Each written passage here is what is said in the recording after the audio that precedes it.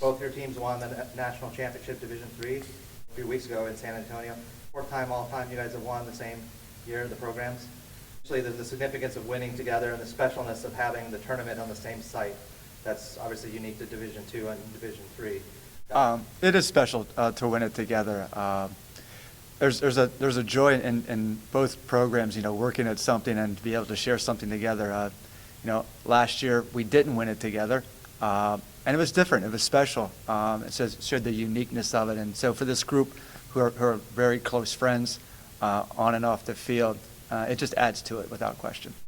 The opportunity to have the men's and women's teams at one site created a lot of excitement. They started it, I don't know, maybe 8 years ago down in Greensboro, and you have 8 teams there instead of 4, and it is neat. It is exciting. Especially for Scott this past fall, he had not only his team on the field, he had his daughter playing for him, and he had his son that he also got to watch. So it was added enjoyment. What was that like for your entire family?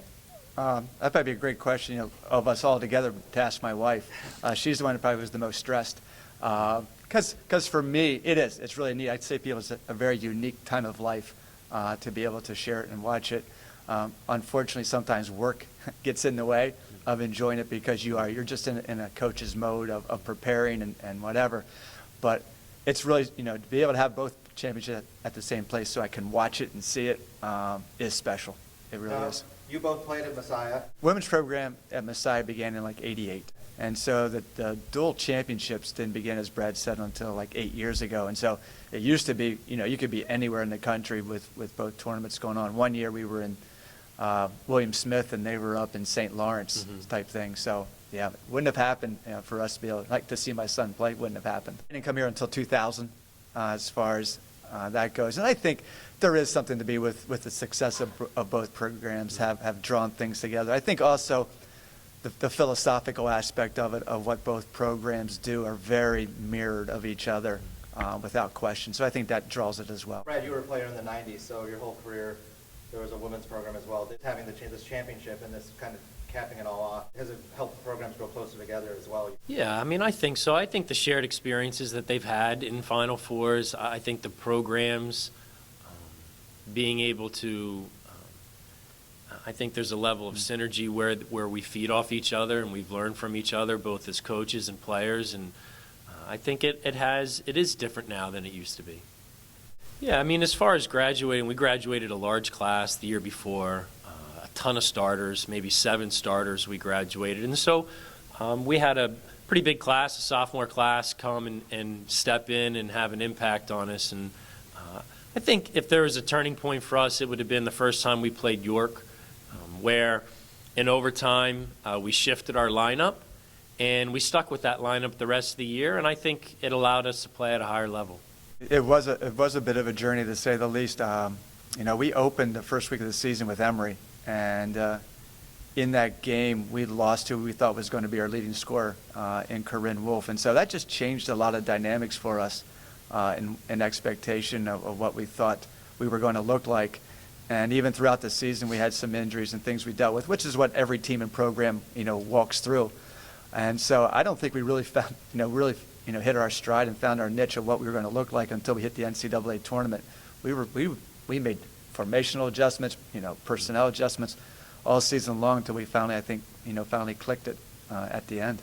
Leighton Shoemaker, he took over, I think, in the late 60s and ran this program for a long time. I think he laid a foundation that was it had depth and it had breadth to it, and he put a lot of time and energy into developing players and developing the program. And I think during his watch went from NAIA to NCCAA to NCAA, and I think he had a tremendous impact not only on allowing us to have a presence on the national stage, but also had an impact on, I think, both Scott and myself and Dave Brand and other players and coaches that played for him in regard to philosophies he had about integrating faith with sports and,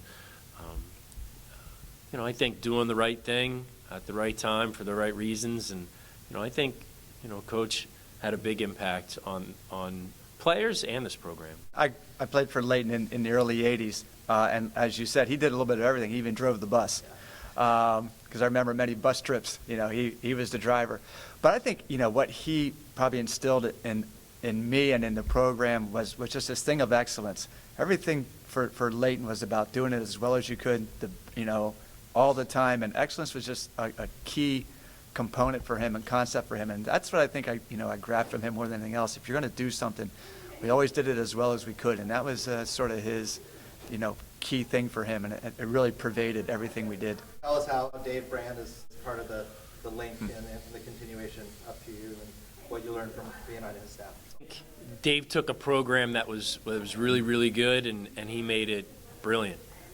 I think he took it to the next level. I think Dave's contribution to the program is he had a vision for what a college soccer program could look like at a Christian college, and he was able to cast that vision wide. He was able to get kids to buy into it, to have an impact on the culture environment.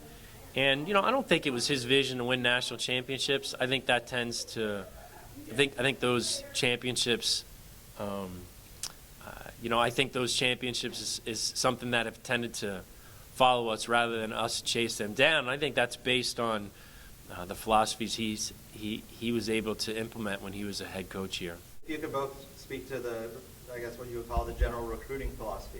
I mean, I would say Dave, did a lot of that groundwork in as far as I always say Dave did a great job of putting on paper my thoughts in a really great way. And so, one of the aspects is recruiting, but I don't think that's, it's the all-encompassing one. But, the recruiting part is, the idea of getting people on the bus, meaning, same fit, same ideas, and getting those kids. And so it is very, we talk about fit. Fit's like a word we use. And what does fit mean? Fit means is a really good player, but understands Messiah as well, wants to be here for a great education, play great soccer, but in an environment that integrates their faith into everything. And if that kid is excited by those three components, then fit happens, and it's a really neat experience. They're bought in. We're not begging them to be a part of what we do. It's just who they are, and that just changes everything. Scott, how has this experience of being a coach changed you? That's a really good question about what do I really appreciate from this program, and what as a coach to invest back in it. And this is what I tell people, especially with having both my kids here. I tell them all the time, I knew when they came to Messiah that the soccer was going to be a neat experience for them, without question. Good programs and whatever. But the real reason I love my kids here is because I know who they're hanging with. I know who their friends and teammates are. And they're just a really influential group of people. For me to know that my son's being mentored, by somebody like Brad, that the teammates he's hanging out with off the field are impacting him in a really positive and special way. That, to me, is what makes Messiah, the whole Messiah experience, unbelievable. Brad, I know you went out and played some pro soccer. You coached at some schools, different schools around the country. Come back here. I think for me, I was gone. I was in Kansas and South Carolina, and when I came back, I guess what I was blown away with was the culture and environment that Dave had created, where guys valued each other, they invested in one another, they were committed to the program, and there was a high level of buy-in. Those things were good when I was here, but it was just next level when I came back, and I was blown away by that.